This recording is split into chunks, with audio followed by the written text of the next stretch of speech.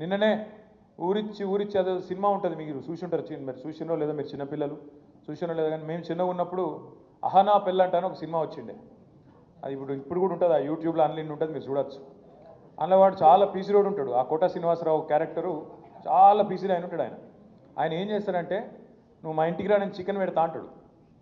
పోతారు, వాడవాడు ఇప్పుడు ఉంటారు కదా దోస్తులు అంటే, అప్పుడు ఇక పోతారు.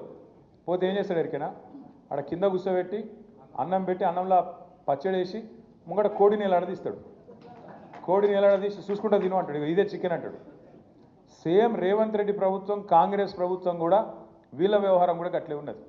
మొదలు ఏం చెప్పిర్రు, 100 రోజుల్లో 6 గ్యారంటీలు అమలు చేసి తీర్థం.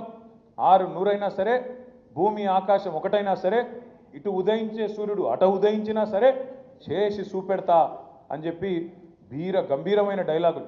సినిమాలలో పాత ఎన్టీఆర్ కూడా కొట్టపోతున్నాయి, అసలు డైలాగులు కొట్టి అసలు ఇది చేస్తాం, అది చేస్తాం, పొడి చేస్తాం, మేము లేస్తే మనుషులమే కాదు అని అటు డైలాగులు దంచి 420 హామీలు 420 హామీలు ఇచ్చి గెలిచి అధికారంలోకి వచ్చింది.